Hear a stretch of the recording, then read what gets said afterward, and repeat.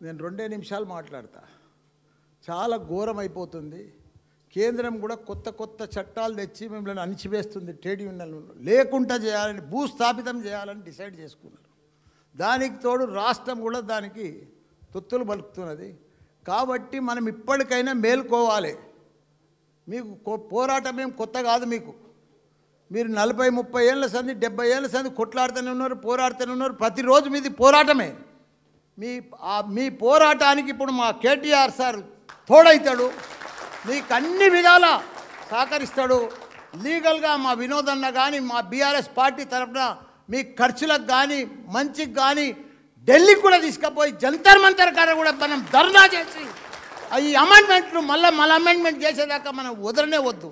ఇప్పుడు తెలంగాణలో చూస్తున్నాం మనం ఈ 2 ఏళ్ల సంది ఈఎస్ఐలో మందులు లేవు, కిడ్నీ పేషెంట్లు ఉన్నారు, క్యాన్సర్ పేషెంట్లు ఉన్నారు. అప్పుడు మేము ఒక్కొక్క బ్యాగ్ నిండా నింపిస్తుంటే నెలకు రేషన్ లెక్క మందులు. అసూటిది ఇప్పుడు మందులే పైసలు వస్తున్నాయి కేంద్రంకి వెళ్ళి, కానీ వాళ్ళు ఇస్తలేరు, మందులు కొంటలేరు, మందుల వాళ్ళకి పైసలు ఇస్తలేరు. 7 వల్ల వాళ్ళంతా గప్చుప్ అయిపోయింది. అన్నీ బంద్ అవుతాయి రేపు. ఆర్టీసీ కూడా అట్నే అవుతాయి. అన్ని సమస్యలే, ప్రతి దాంట్లో సమస్యలు. ఇప్పుడు చూడు కొత్త రూల్స్. ఇప్పుడు రింగ్ రోడ్ లోపల ఉన్న ఇండస్ట్రీస్ అంతా అమ్ముతామంటే కార్మికులు ఎక్కడ పోవాలి? వాళ్ళు ఎన్నో ఏళ్ళ సంది ఇప్పుడు ఇండస్ట్రీ వాడు భూమోడు మంచిగా కంపెనీ వాడు అమ్ముకుంటాడు, బయట పోయి అన్ననే పెట్టుకోడు, పైసలు అయితే వానికి వస్తాయి. మరి ఈ కార్మికుడి ఇంతో అంతో గుడిసేసుకున్నాడు, ఇల్లు కట్టుకుండు, పిల్లల్ని స్కూల్ చదివిస్తుండు, వాడు యాడికి పోవాలి? ఈ కంపెనీలోనే పడి ఆడికి పోతాడా? ఊరవతలకి పోడు కదా. వాంది ఏం బతుకు కావాలి? వాడు ఎంత అన్యాయం అయిపోతాడు? వాని జీవితం ఎట్లా కావాలి? మొన్న ఇదే మన సీఎం రేవంత్ రెడ్డి గారు జూబ్లీ హిల్స్లో ఎలక్షన్లో ఒక మాట చెప్పిండు సినీ కార్మికుల దగ్గరకు వచ్చి, ఎవడైతే టికెట్ సినిమాకు పెంచుకుంటాడో వాళ్ళకు 20% కార్మికులకు, సినీ కార్మికులకు ఇవ్వాలన్నాడు. మరి ఈడ కూడా అదే చట్టం తీసుకురా. ఎవడైతే భూమి అమ్ముతుండో 20% ఆ భూమిలో వాల్యూ కార్మికులకు ఇచ్చేసాయి.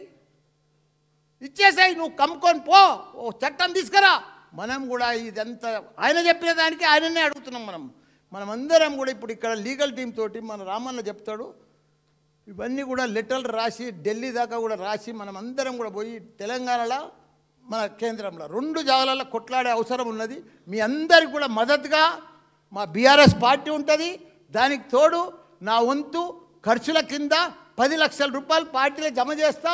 మీకు యుద్ధం ఢిల్లీ పోతుంది కానీ ఈడ కానీ దేనికైనా సరే నేను 10 లక్షలు ఇస్తా. మిగతా డబ్బులన్నీ కూడా మా బీఆర్ఎస్ పార్టీ పెడుతుంది, మీకు అండగా ఉంటుంది.